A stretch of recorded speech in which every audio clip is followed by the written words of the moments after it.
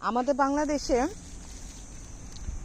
একরকম বা খুব বেশি হলে দু রকমের টমেটো দেখা যায়, লম্বা সাইজের একটু আর একটু গোলটা।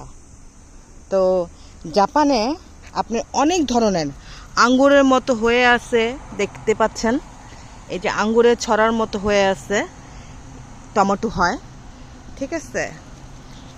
তারপরে এই যে দেখেন কি সুন্দর না, মানে এটা লুকটাই সুন্দর লাগে। কখনো বড় সাইজের হয়, কখনো ছোটই থাকে। এই যে